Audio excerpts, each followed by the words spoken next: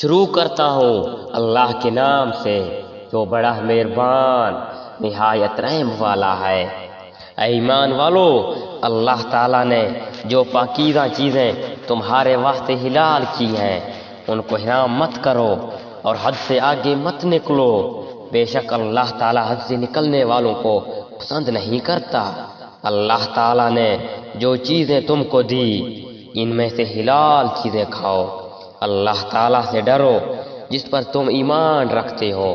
اللہ تعالیٰ تمہاری قسموں میں لغو قسم پر تم سے مواخذہ نہیں کر فرماتا، لیکن مواخذہ اس پر فرماتا ہے تو کہ تم جن قسموں کو مضبوط کر دو اس کا کفارہ 10 محتاجوں کو کھانا دینا ہے، اوسط درجے کا جو اپنے گھر والوں کو کھلاتے ہیں۔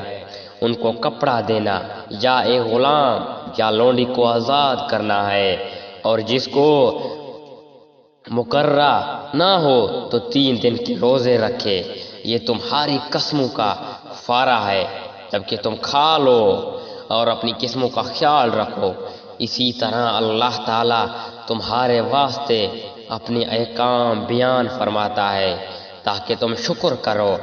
اے ایمان والو، بات یہی ہے کہ شراب اور جوا اور تھان اور فال نکالنے کے بانسے کے تیر یہ سب گندی باتیں شیطانی کام ہیں، ان سے بالکل الگ رہو تاکہ تم فلاح یاب رہو۔ شیطان تو یوں چاہتا ہے کہ شراب اور جوئے کے ذریعے سے تمہارے آپس میں عداوت اور بغض واقع کر دے۔ اللہ تعالیٰ کی یاد سے اور نماز سے تم کو باز رکھے۔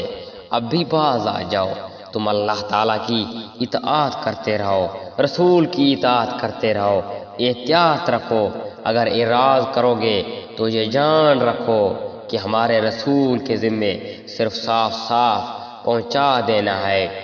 ایسے لوگوں پر جو کہ ایمان رکھتے ہیں، نیک کام کرتے ہیں، اس چیز میں کوئی گناہ نہیں جس کو وہ کھاتے پیتے ہیں، جبکہ وہ لوگ تقوی رکھتے ہیں، ایمان رکھتے ہیں اور نیک کام کرتے ہیں اور پھر پرہیزکاری کرتے ہوں۔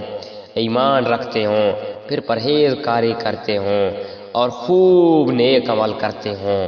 اللہ ایسے نیک کاروں سے محبت رکھتا ہے۔